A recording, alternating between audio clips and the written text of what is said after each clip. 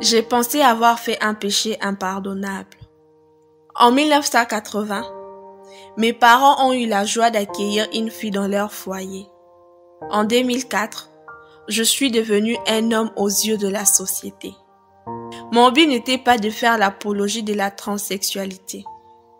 Lorsque je vivais ces cheminements de réassignation sexuelle, je pensais me soigner d'une maladie et argumenter ainsi les choses à qui voulait l'entendre.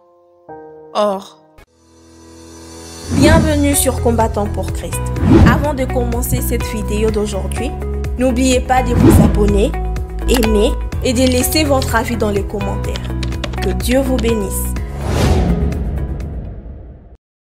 En août 2006, quelques mois après mon mariage, et au travers d'un chrétien qui est pour moi un père spirituel, Dieu m'a montré que dans son plan parfait, il souhaitait que je sois dans ma peau de femme et que donc, en changeant de sexe, j'avais péché et blessé son cœur. En outre, il m'a démontré qu'aucune maladie ne vient du ciel, car rien de mauvais ne peut s'y trouver.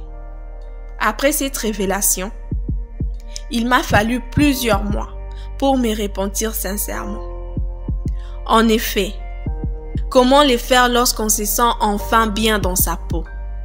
Comment se savoir pardonner et aimer alors même que l'on continue à vivre le rejet, notamment dans des milieux censés démontrer l'amour de Dieu? J'avais l'impression de devoir vivre caché. C'est ainsi que j'ai vécu après 10 ans.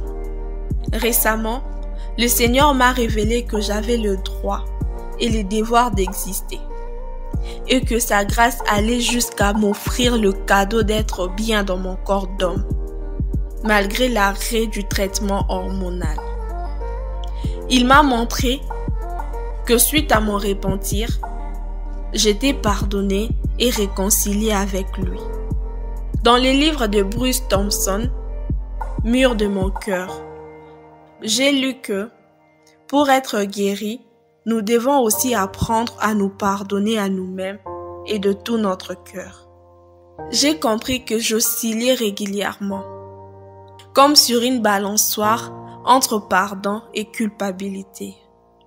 Or, ce n'est pas sur un fondement d'incrédulité que Dieu peut bénir. J'avais tendance à nourrir ces côtés malsains en restant dans la honte du péché et en disant par exemple, j'ai fait ce que l'on peut faire de pire.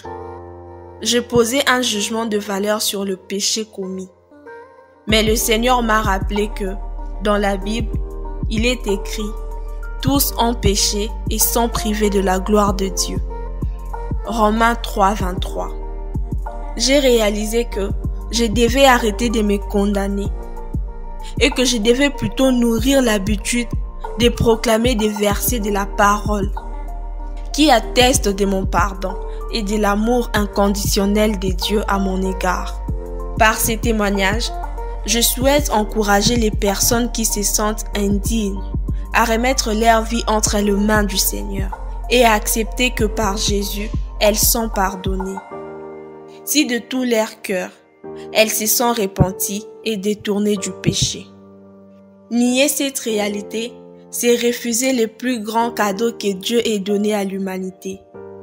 Refuser ces fardeaux, c'est vivre dans l'orgueil, car c'est croire que notre péché est supérieur à Dieu. Il s'agit là d'une arme redoutable employée par l'ennemi pour garder les personnes dans l'esclavage de la culpabilité et de la condamnation. Il n'y a aucun péché que le sang de Jésus ne saurait couvrir. Envie d'être libre. La liberté libère. Jésus a dit, « Je suis le chemin, la vérité et la vie. Nul ne vient au Père que par moi. » Jean 14, 6. Si vous avez été béni, n'oubliez pas de partager la vidéo pour bénir aussi les autres. Entre-temps, nous vous laissons encore une vidéo à gauche de votre écran que vous pouvez encore suivre pour la gloire de Dieu.